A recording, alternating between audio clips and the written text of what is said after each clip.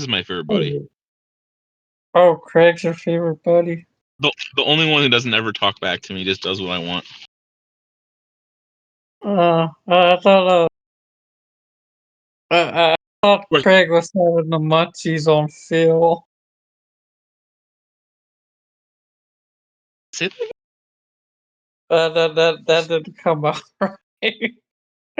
Oh, okay, because it's a Uh, bear. I was like, I don't know. What are you talking about? yeah, I thought he was gonna munch on Phil. So How'd you get that chess game to show up? you see that fourth button with the square, triangle, star, and plus symbol? I want to Oh, you say. can just do you can do games in here? Oh, I didn't even know that. Yeah, they got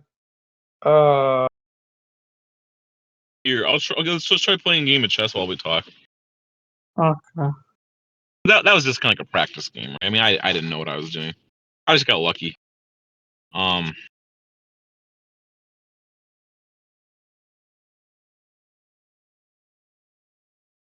can just talk. We don't have to do this here. How do I even leave this? Do you just leave or You left? how do I get?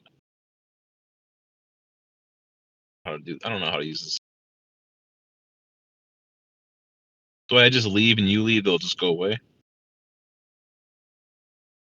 You don't want to play?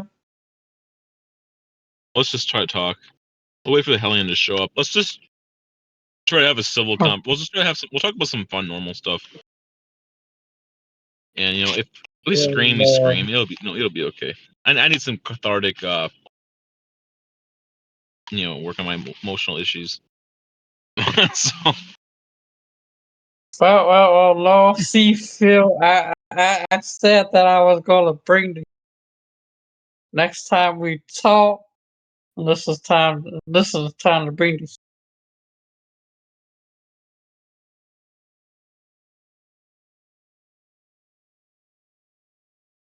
I talk about like role playing games. Uh, oh, like what to talk about? Like role playing games. Uh,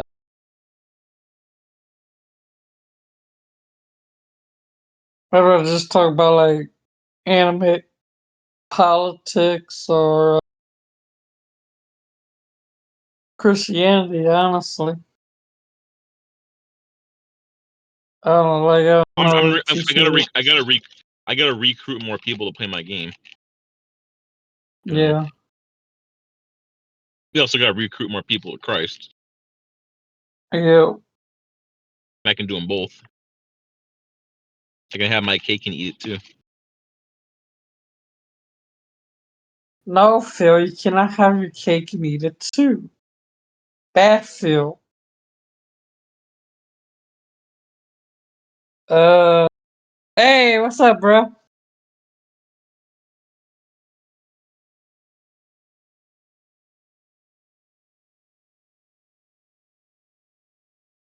How we doing? Good. And yourself? Pretty Doing good, good. pretty good. What did you want to talk about exactly?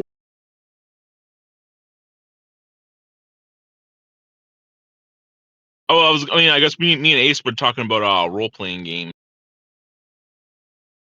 I had a question about your Christian RPG. Go for it. What are you you're obviously basing this off Britain. I mean the island your island is literally the UK. Oh, I don't think I really based it off of any.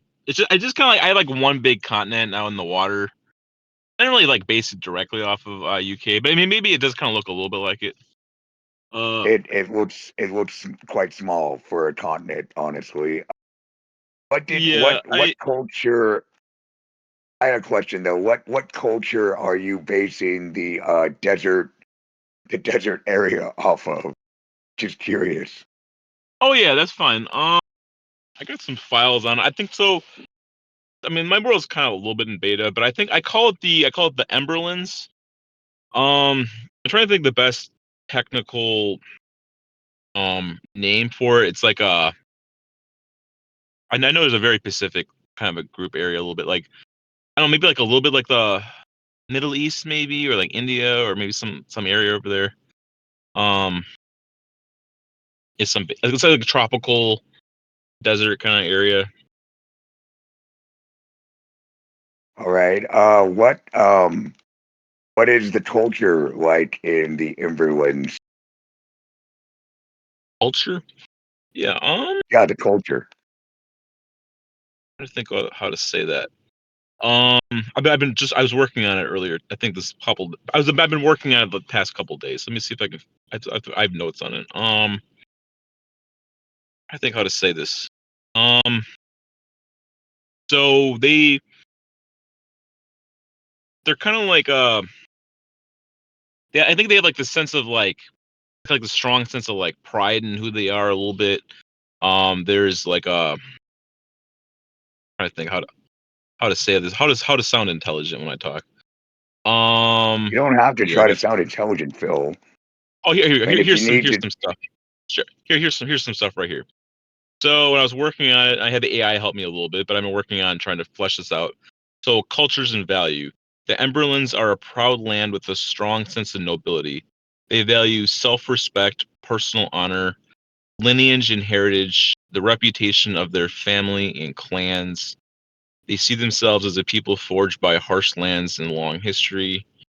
Honors both an expectation and a burden. what exactly, what is their religion? So Emberlands. yeah, okay, that's fine. Yeah, that's good. So I would say that they're not like a super religious nation, but they do. So my world's a little bit. So I would also call my world. I'm calling it now Christian dark fantasy. I think that's the technical term for my world. So um, is What is that? Christianity in it? Why? Okay, but what makes it dark fantasy?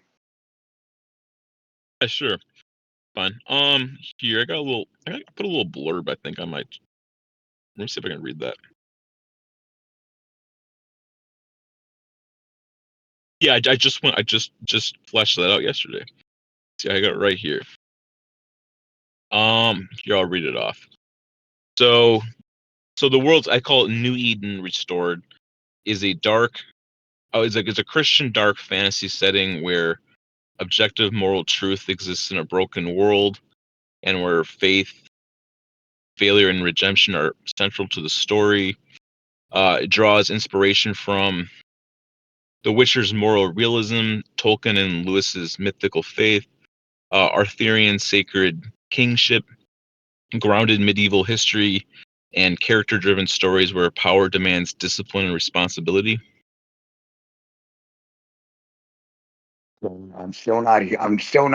Hearing anything that would make this a dark fantasy.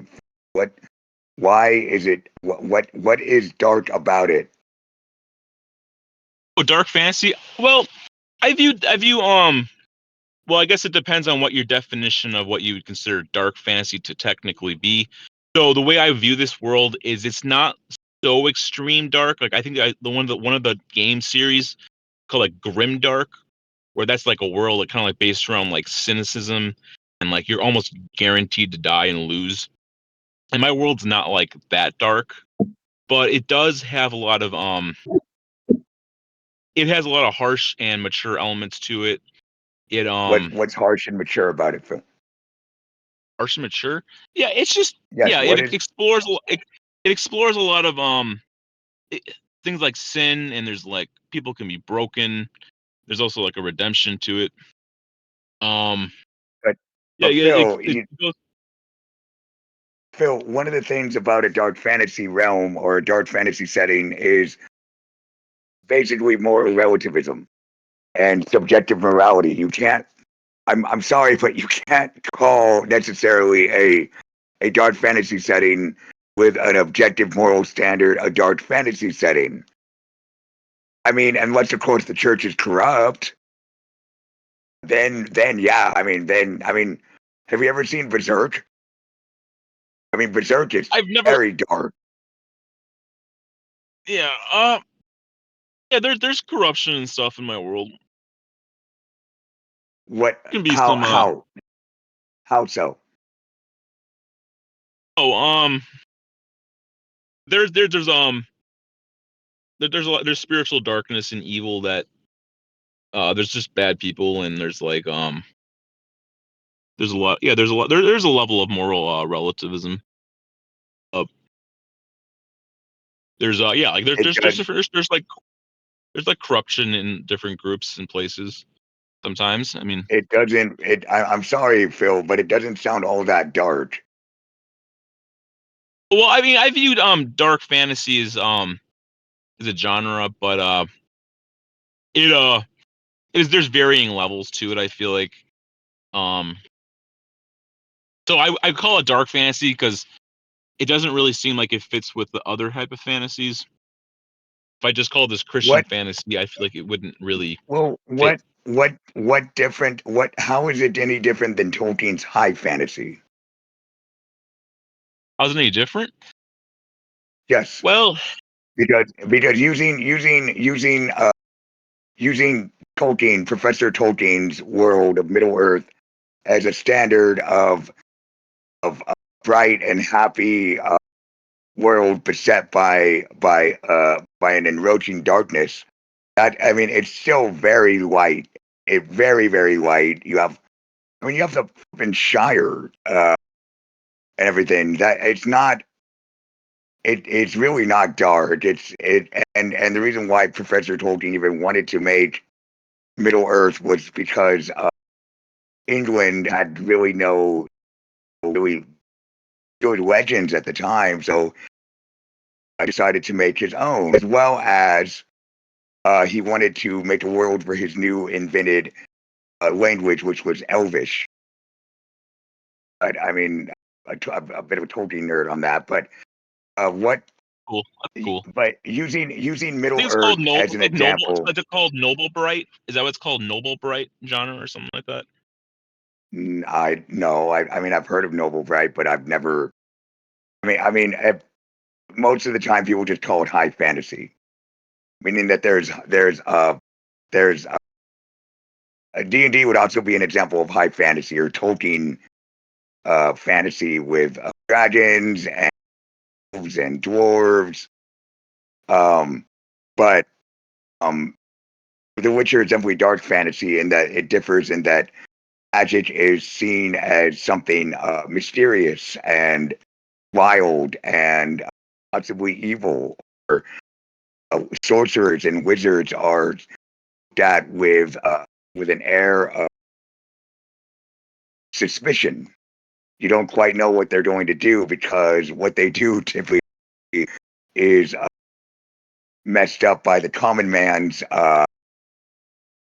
perception, such as performing magical experiments and the like. But again, Phil,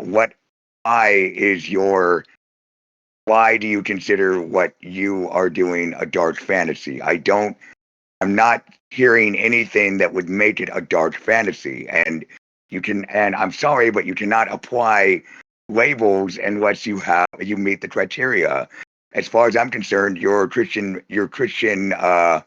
Eternal Balance RPG is just another example of Christian fantasy. Period. No dark fantasy elements whatsoever. And I'm not criticizing you to criticize you. I'm criticizing you or constructively trying to criticize so that you can make a better product. Maybe not for me, but oh, holy crap! Sorry, I'm playing Dark Souls, and Dark Souls is a I wonderful understand. example of a dark I understand. fantasy. But do you kind of get where I'm coming from? I understand. Yeah, Yeah.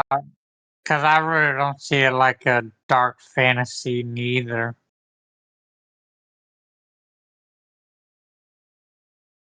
Um, Uh, So I guess a couple areas I could say.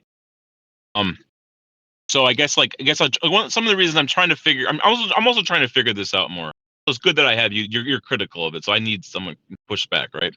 I'm trying to figure this out still, the exact where I put it at. Because I feel like it could be considered just Christian fantasy, but I also feel like if other people, people of the faith, have an expectation. So a lot of Christian games that are RPG, they tend to sterilize their worlds a lot. They want it to be they don't want mature or any kind of mature themes at all, really, and they No, want it no to be offense, like, Bill. No offense, but it doesn't seem like you want mature themes in your game, and when you do, you have to water them down because they make you uncomfortable. Just saying. that's fair. Yeah. So I mean, there's just an expectation, and if I just call it like Christian fantasy, or I call it just like Christian, like it's light or something, and then like people have this expectation. So I think setting my expectation so that when people so that when people kind of have the initial thing to go with right away, and if I call it more like a darker fantasy, that's kind of like their minds kind of like accept it, or like they're more like open and tolerant to the idea of it. You're doing this for marketing. You're doing this for marketing purposes. I would like to try to market this more. I don't really have it's not marketed good at all right now. But I'm trying to And just again, I'm not.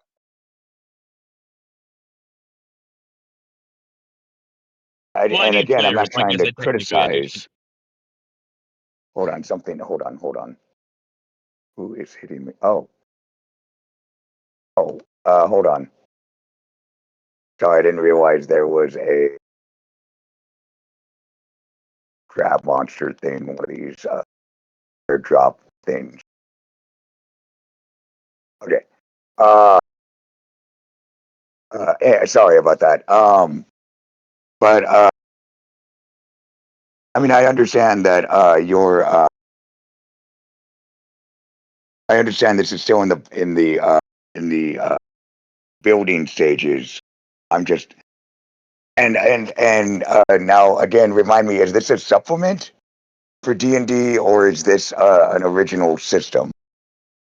Oh, this is my original. Okay. What are your attributes for the character creation? Are they strength, Oh, it dexterity, constitution? yeah, I'm right now it has strong one of the main systems I kind of take the most inspiration from would probably be like the more traditional D&D. So it uses a lot of the more basic stuff that you'd probably expect from D&D. I mean, it has some twists to it, but it's mostly very similar.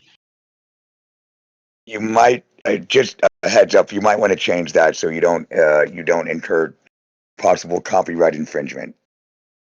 Or you could just Yeah. try to look at this as a open source supplement for D&D itself. Right now, it's not like it's just kind of a homebrew fun thing. It's not like published out to some massive mainstream or anything. It's just kind of my own little thing right now. But Okay. yeah. I mean, that's obviously something. If I talk to a lawyer, I mean, I'd have to go through and do all that.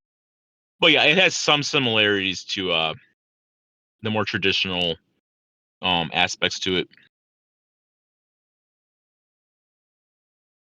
Um. So what else did you want to did you want to discuss with RPGs and anything like that?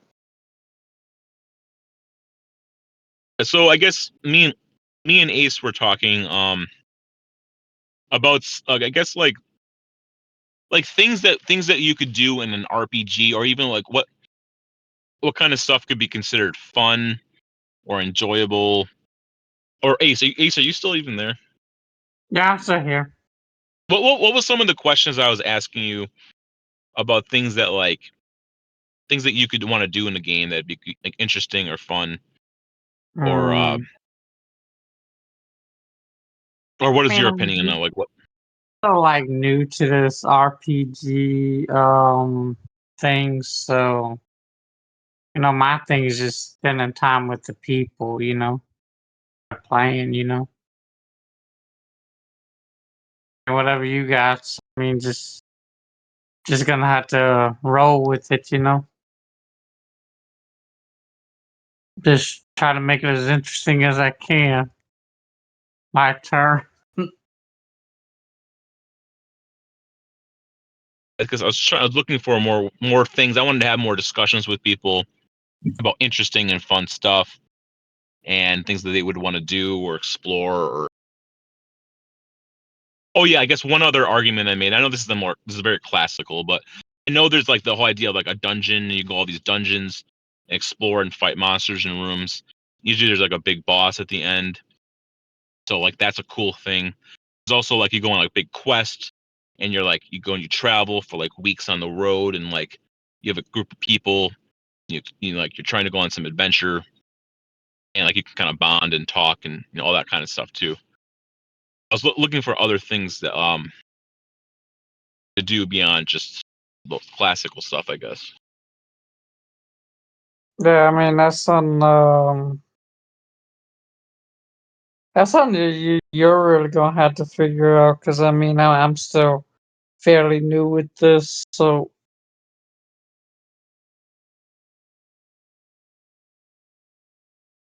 I don't know how to add to the discussion.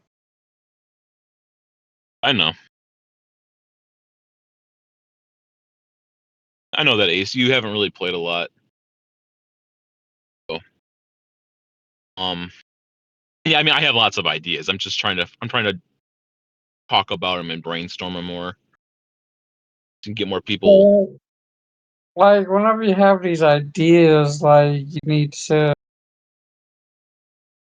just implement your ideas. Just kind of fill it out. So it's No, like I, it's like I told you before. It's like you gotta know when to, you gotta know when to implement them. You gotta know when to fill them out. You gotta know when to, um, Hey Phil, play on. I need to go. There's something I need to do. I'll be back. Though. I'll check in with you, but I gotta go for now. I'll see you later, buddy. All right. Ace. God bless. Thank you. See you guys. Okay, yeah. So Yeah, I mean, you just gotta. I mean, you're the game master. I'm the newbie. I mean, we just gotta fill it out. yeah, and I mean like I want to build the community, and have more of these kind of conversations. So Mhm. I mean, um, I gotta get more people talking and stuff. Yeah, but I'm good with like whatever. Like I said, I'm just gonna roll with it. So okay, so then let me ask you this then. So okay, so and obviously these are just open-ended questions. What do you think the role of a game master in an RPG is supposed to be? Um, just to create the story, may try to get everything flowing. Um,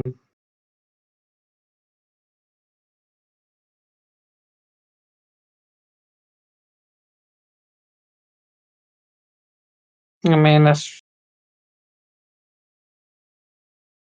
really all I can think of right now. So, and then what do you think the role of a player is supposed to be?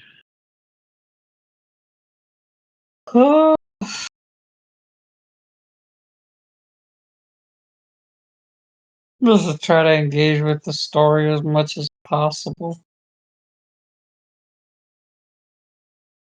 Um,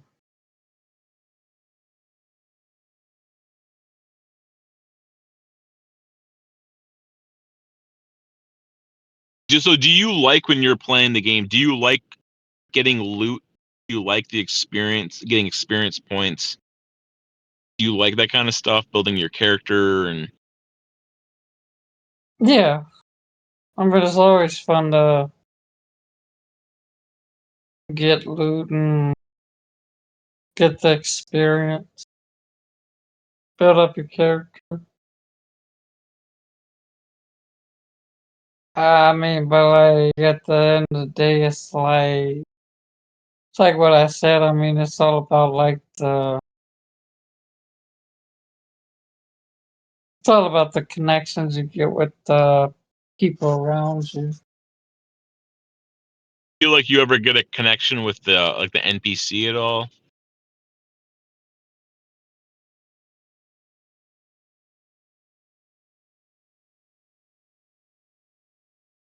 I mean, in a way, yeah, but in a way, no.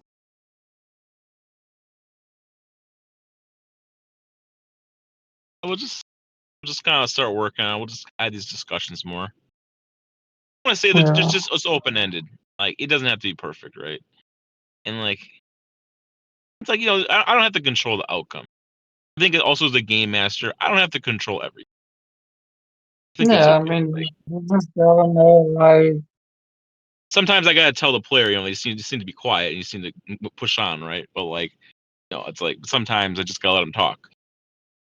yeah. I So mean, you just gotta. That's like I said. You just gotta fill it out.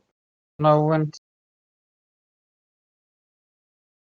to push certain things, when to lay low. So you know, I guess if like the players are all having a deep conversation with each other and they're interested and they're engaging and they're doing stuff together, I should just let them do it for a while. I mean, like I don't have to push the story more. If they want to talk for an hour about some stupid thing, right? I'll just let them do it. But like, I mean, but sometimes they gotta move on. So yeah, pretty much. And like I said, that's where the game master comes in. You gotta know when to push things, when to lay low. I mean, it's just. I mean, that's pretty much your call on.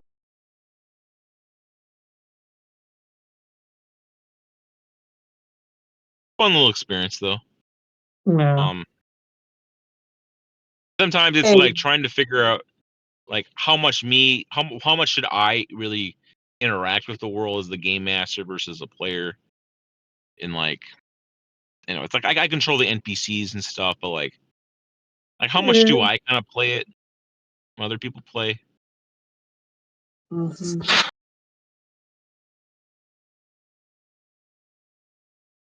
Hey, but let me let you go for now. I'm not really feeling too good. Plus, I'm a bit sleepy right now. I'll let you go. All right. Um, God, take care. Godspeed. God bless. Bless.